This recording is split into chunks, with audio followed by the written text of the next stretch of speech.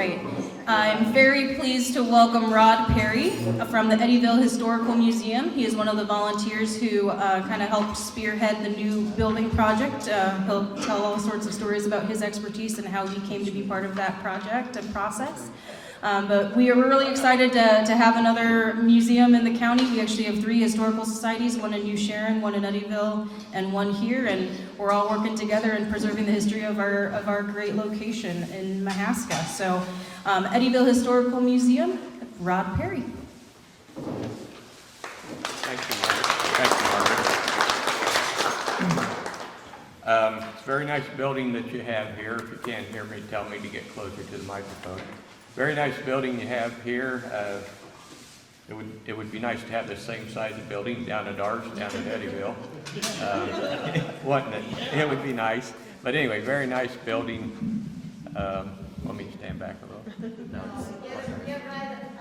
Okay, and I see you have some acoustic tiles on the wall here. We're kind of running into the same situation where we have a concrete floor and it echoes quite a bit. So we're working on getting some acoustic tiles there. I'm going to cover a few points tonight. I hope it's informational and I hope it's beneficial. I'm going to talk about when the Eddyville Historical Museum Committee was formed. I'm going to talk about what our mission statement is. I'll talk about some of the things we do to support that mission statement, and I'm going to talk about our quest to build our building and what all that entailed, the process, what it took to accomplish that. So with that in mind, I've got some notes here too. I've not stood up and spoke in front of a group of people for years, and I've never done this presentation before, so this is kind of my maiden voyage. Margaret told me it was going to be pretty informal and a pretty laid-back group, and then in the next sentence she told me she was going to strap a microphone on me and record it. Okay, so anyway, I guess if it's a good one, it'll go down into history, and if it isn't, we'll put it in the trash can someplace. Anyway,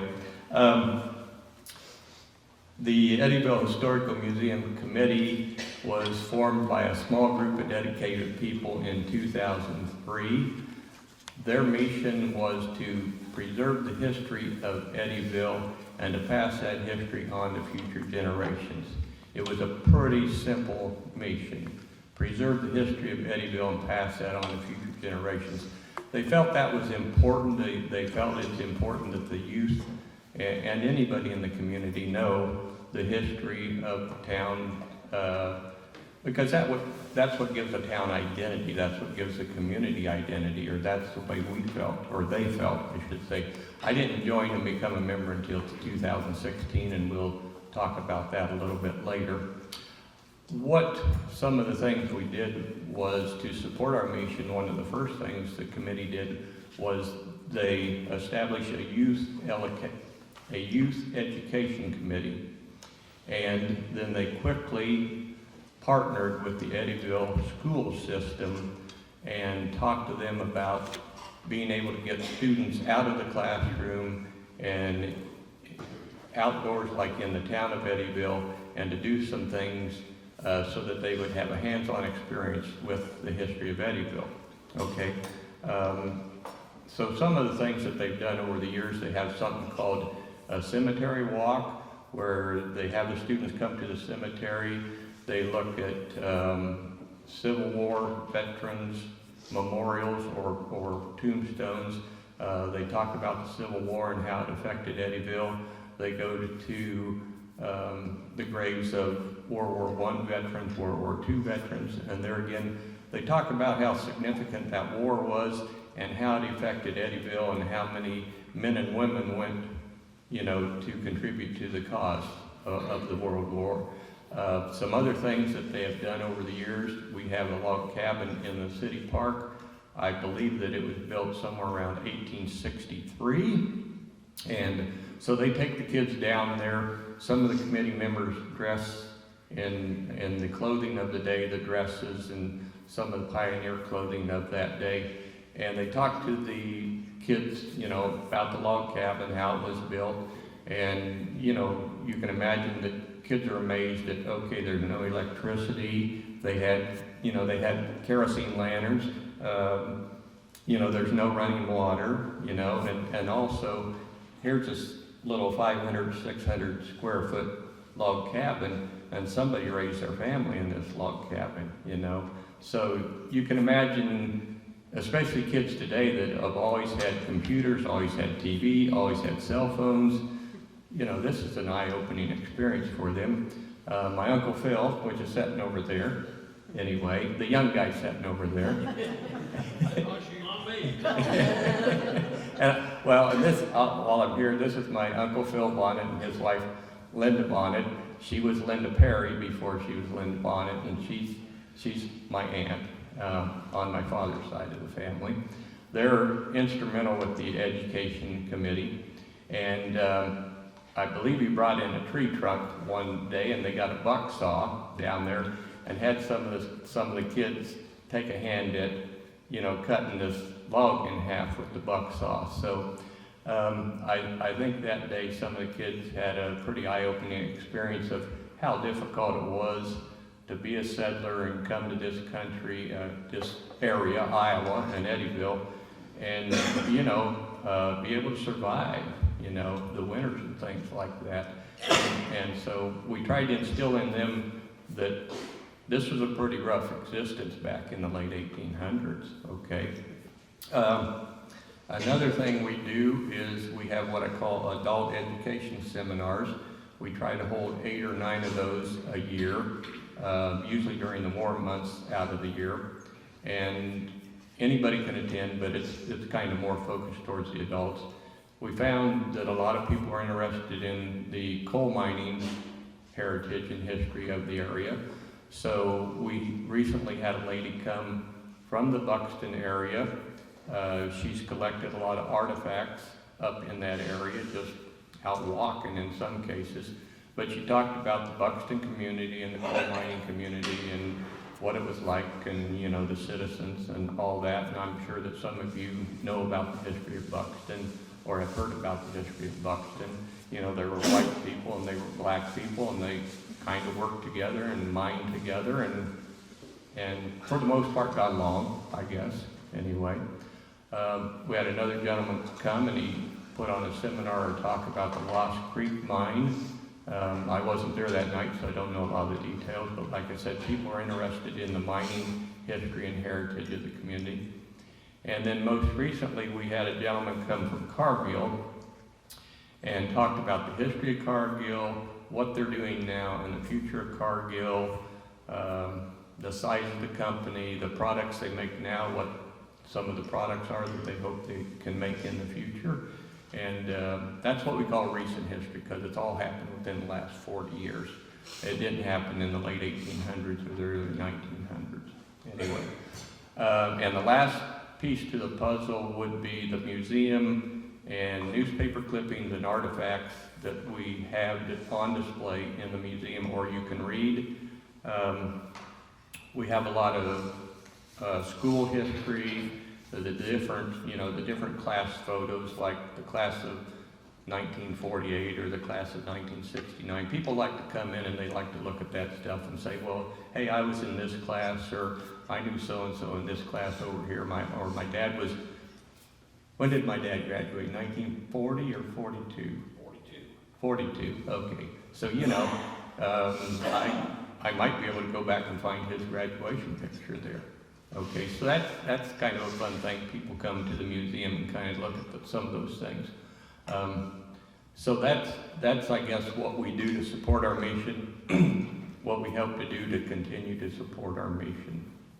Okay, I guess I'm going to switch gears here a little bit. So does anybody have any questions up to this time?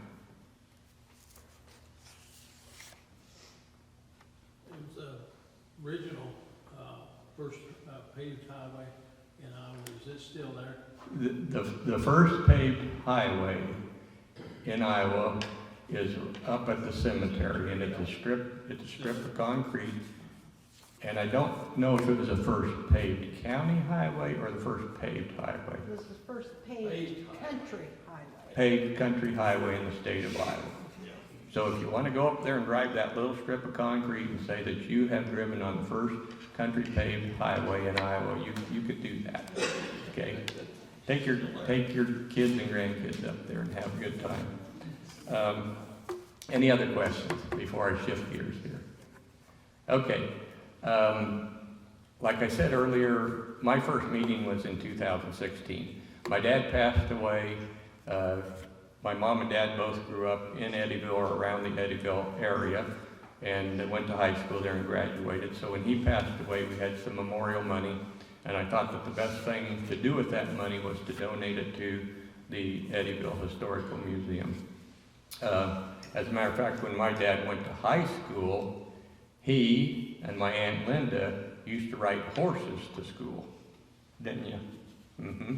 And so, you know, that's kind of a nice anecdote or little tidbit there. A lot of kids didn't ride the school bus, or they didn't have school buses. They walked to school or they rode horses. But anyway, so I donated some memorial money, and during one of those first meetings, the people on the committee were talking about trying to build a new building. They were renting a small building downtown. It really wasn't set up for displaying artifacts and display cases and stuff. But it was a beginning, it was a start. But they had 2.3 acres that had been deeded to them by Mary Franklin and her family, and it's just southwest of the Casey store there in Eddyville. So I have some pictures up here if you want to come up later on and take a look at them. And I have some drawings over here that you can look at later. I guess I have some down there. Anyway, but there's a lot of talk about, we'd really like to build a new building. So, where can we find the money? How do we do it? And things like that. Well, I happen to have a little bit of experience with the construction process and knew some contractors in the area. So my aunt, Mildred Johnson, who was the president, so as you're starting to get a feel for this is kind of a family thing. Okay, my Aunt Mid, my Aunt Linda, and my cousin Sharon Davis were all on the committee. So anyway, Aunt Mid said, could you contact some contractors and get us some estimates? And so my response was, okay, well, let's talk about the size of building you want. Let's talk about the floor plan, because I can't get you any estimation until we do this. And this was in the spring of 2016. So after a couple meetings with the committee and stuff, we kind of arrived on a floor plan. We made up this rough sketch. And so I took that sketch to the local lumber yard because there was a draftsman there. And we were going to get our lumber and a lot of our materials from them once we got the money, because we wanted to work with local companies. And so he drew up this sketch that I've got here. I know it's hard to see, but over here is, well, a funny thing happened as we started to do this. We decided that there was a need for a community center or a community room, just not the museum, because the American Legion was doing that function, but the building was getting old and it was in need of repair, and it didn't look like the funds were going to come through to do that. That's where people would hold family reunions, birthday parties, class reunions, things like that. So as we discussed this, there was a lot of committee members that said, we really need a community room. So what was started out to be a building for a museum went to a museum and community center.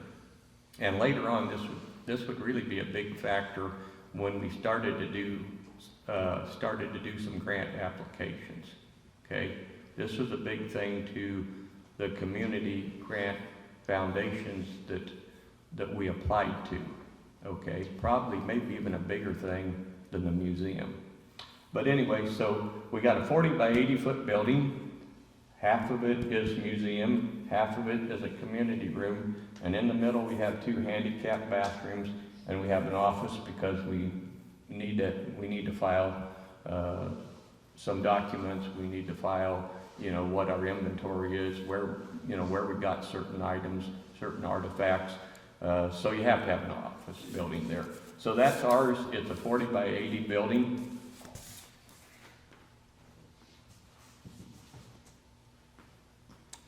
And so once we had decided on the floor plan and the layout, then I started to contact some contractors and get some estimates.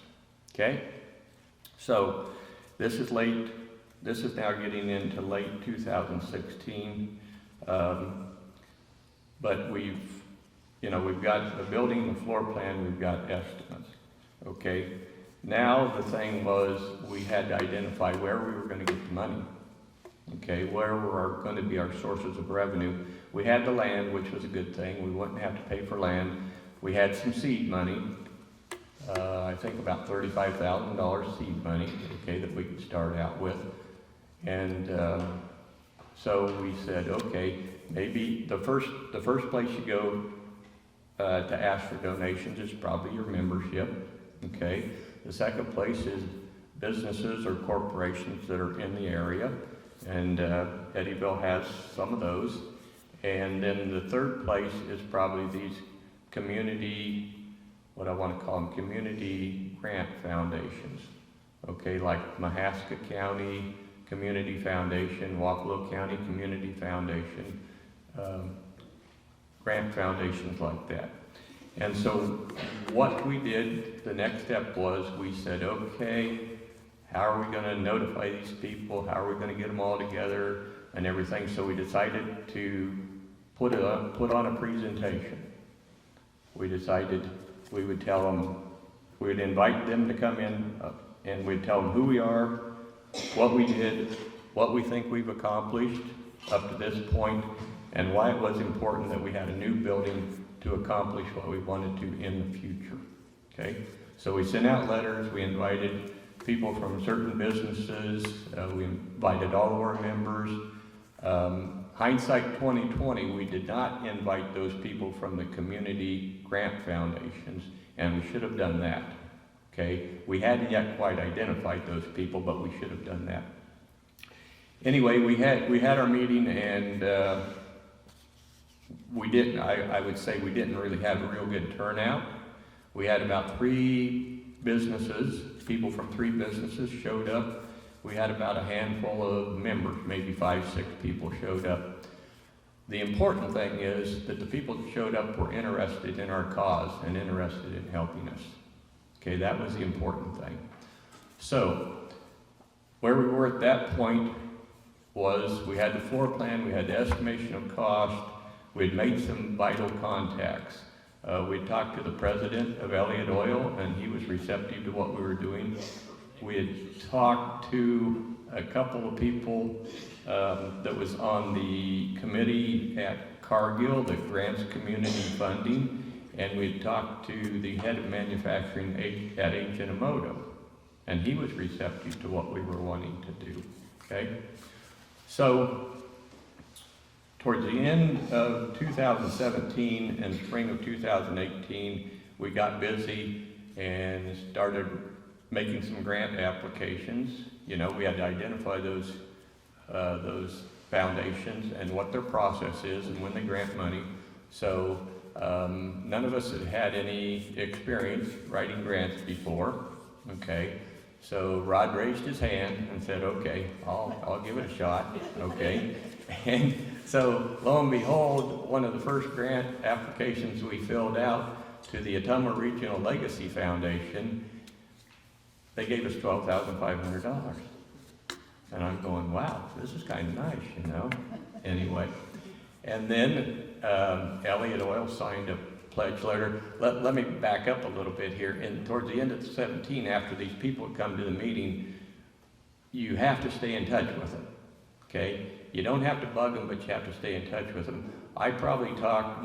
We talked to Elliott Oil twice or maybe 3 times. I talked to the man at Ajinomoto probably 4 times, and we talked to the people at Cargill probably 5 or 6 times. Now, I originally made my first contacts in person to those people, because I like to talk to people in person. I like to look them in the eye face to face and talk to them.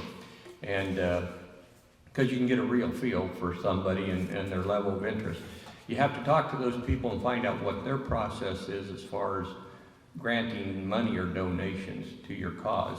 And then you can follow up with phone calls and stay in touch with them. But I like to go talk to them face to face to begin with. So in the spring of 2018, we got the grant from the Ottumwa Regional Legacy Foundation. We got a pledge letter from Elliott Oil. We got a pledge letter for a quarterly donation from Ajinomoto, and we got a sizable donation from Cargill. I'll just put it that way. And when those things all developed, I could see that we could start phase 1 of our construction process.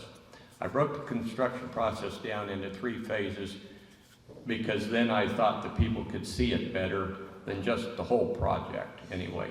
And when we went to talk to those people, I took this drawing with me so they could see that we had a plan.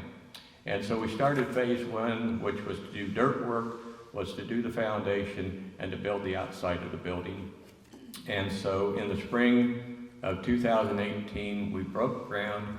We invited all of our members, we invited all of our corporate donors, we invited 3 newspapers because we wanted publicity and we wanted to get the buzz started in the community, okay? And once a strange thing happened, once people started seeing work being done there and the building being built, we started to get a lot more individual donations. We started to get a lot more bigger individual donations. Once people saw that something was going to happen, okay, and something was happening.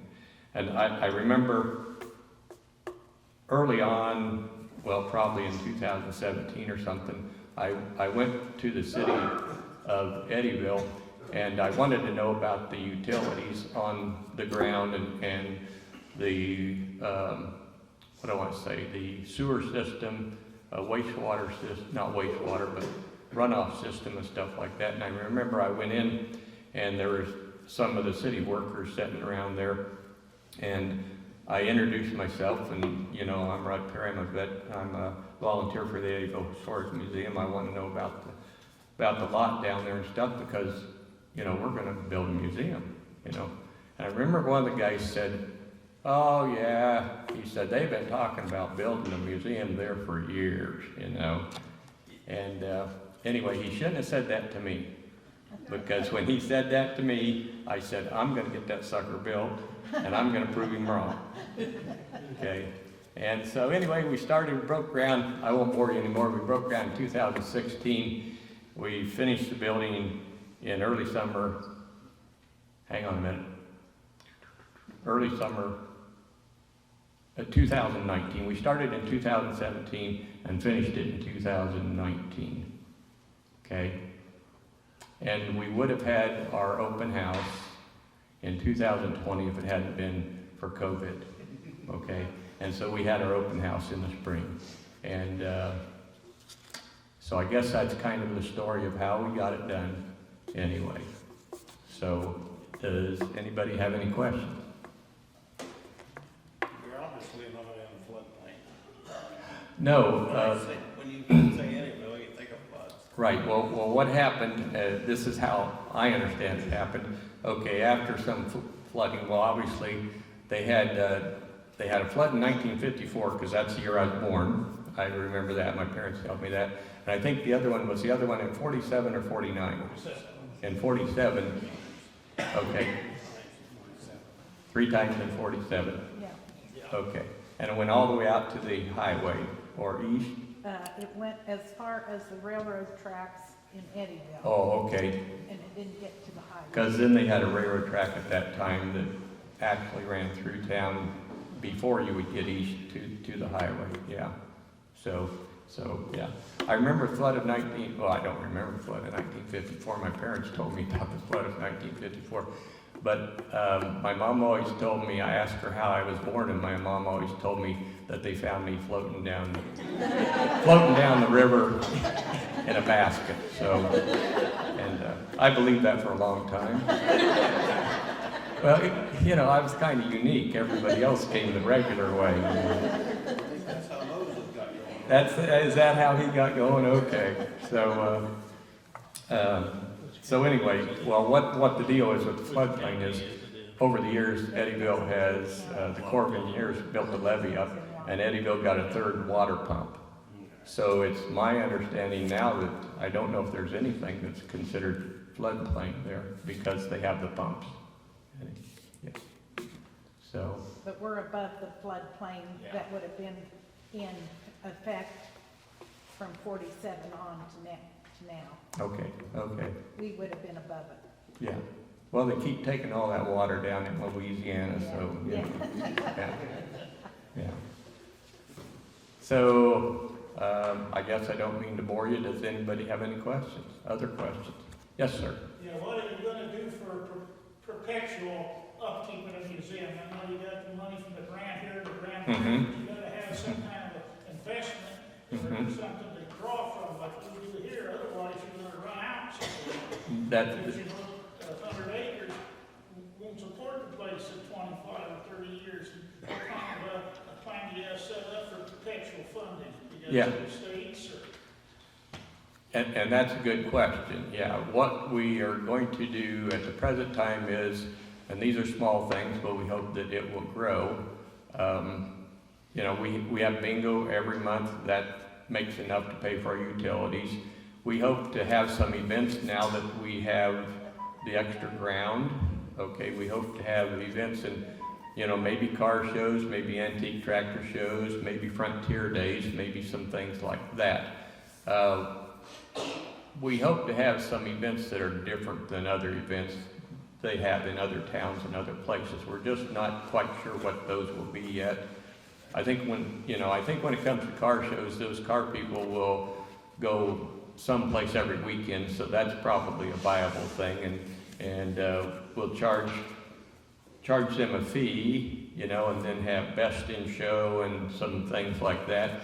But people would be able to come free, okay? Membership fees is a regular thing of revenue. Renting the community room, okay? Maybe we can get set up with some tourist organizations. A lot of towns or a lot of banks have tour groups, and they will pay to come visit the museum and see things like that. So those are our original thoughts. Those are our initial thoughts. It would be nice to establish, and I don't know how to do this, some sort of an endowment or trust fund at some point in time, and I don't know how that's done. We can talk. I have some ideas for you. Okay, and I may have to go back and get my law degree, not going to happen. But anyway, so those are some initial things that we're going to try to have some events and charge. Maybe a flea market or something, and charge vendors to come. Anyway, but that's a good point. Now that you've got it built, you have to support it, and that's a good point. Yeah. So.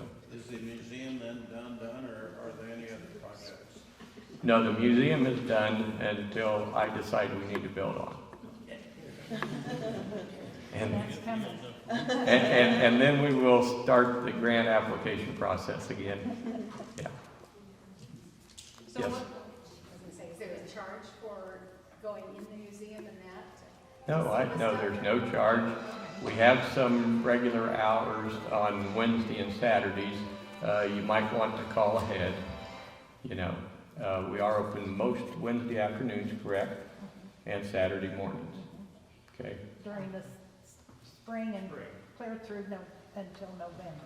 And We usually open in April and close in November.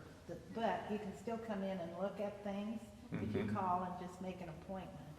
Mhm. But we're almost to the point, I know I talked with Margaret about maybe getting some of your display cases that she's gonna get rid of or wants to recycle or something, and we're getting to that point where we're not gonna have room to display all of our stuff until we get more display Mhm. cases and maybe an add-on.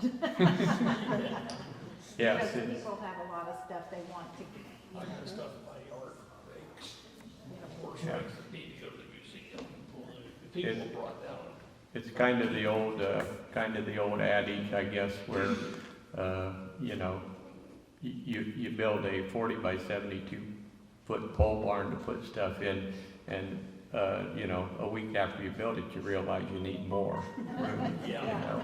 So it's kind of those things, but, yeah, we hope to, I guess, add on in the future, and we'll see how that goes.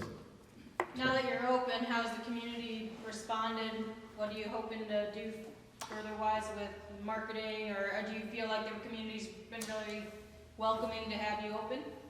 Yeah, I think so. We're starting to, like I say, the COVID slowed us down there, and so people weren't, even after that, people weren't sure if we were going to be open and be able to do it, so we had to get the word out, really, and we just started to get the word out like early last summer, and so now we're starting to book some more events, you know, class reunions be coming up here.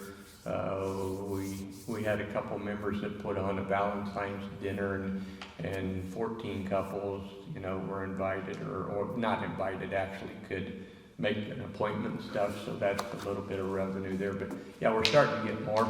We thought we had a real good turnout for the groundbreaking. All of our corporate sponsors sent representatives there, and that was very positive, and a lot of members. And like I said, we invited the newspapers because that's free publicity, and the newspapers are open to that. If you have an event or something, I found that the newspapers are looking for news, okay, and community news and good news. And so we had a real good turnout, and if we have an open house or something like that, we always contact the newspapers. We have a large turnout for bingo. We do it one night a month, the first Thursday. Mm-hmm. We just gave away $575 last month for the jackpot, so. Yeah, bingo's a pretty good draw. That pays our utilities for the month. That's a positive thing. Yeah. Anyway. Do you have a favorite Eddyville history story that you either integrate into your education program or just as a volunteer citizen? Do you have a favorite story? A favorite history story? Well, we did something in the past in 2009.